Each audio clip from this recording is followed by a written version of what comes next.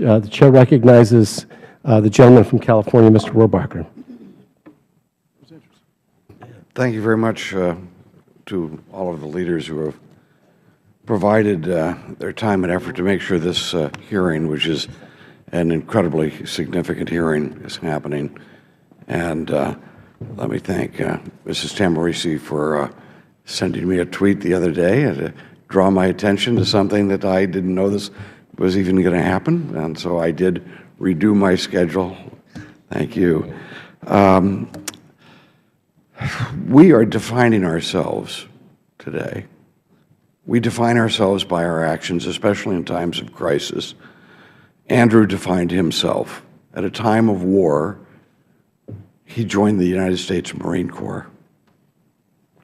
I come from a Marine family, and I know what that means.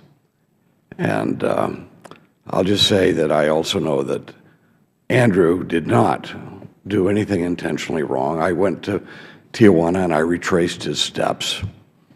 And on the way back, when I drove out of that parking lot and made that turn to the left, it appeared, I can just testify to everybody today, it appeared that I was going into California. And once you made that turn, there was no going back until you were in Mexico. There is no doubt that this problem was not caused by any intention of Andrew to, in some way, not respect the law of Mexico. And that is very evident. Today, Mexico is defining itself, however. Mexico is defining itself to us. I have a warm spot in my heart for Mexico, and I like Mexican people. And I think that I'm speaking for most of us here today. And Mexico we look at as a friend.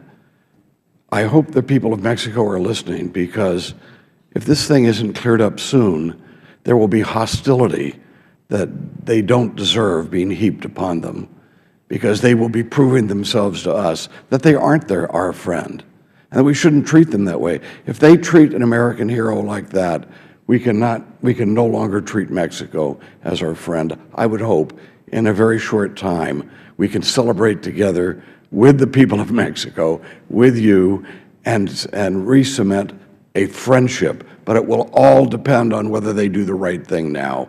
They will define themselves that way. We are defining ourselves. The President is defining himself. Shame on President Obama for not making a 30-second telephone call to the President of Mexico and getting this thing settled a long time ago. He's the Commander-in-Chief. That means he's personally the commander of people who volunteer to fight our wars. And if they don't think that he cares enough about them to make a phone call, what are they going to, they're going to feel they're betrayed, and they are being betrayed. I would recommend, Mr. Chairman, that I understand the President is in Washington today, that we not wait for the President, and that we put a conference call into the President, or that today, within the next half hour, we call the White House and personally request that each and every one of us go and see him to have a meeting to talk to him about this case.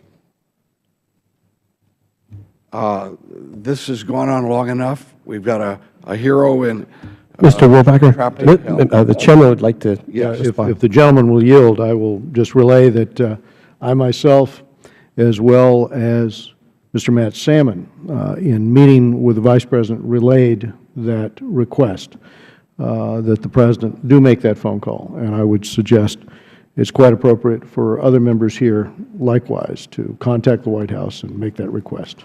Well, I think we went to the second guy. Now it's time to go to the guy on top.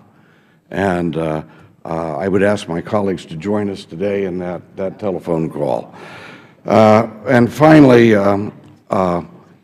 let's just hope and pray, and our thoughts are with you. And this is a travesty that a brave hero has been treated like this. He did his duty. It's up to us to do our duty.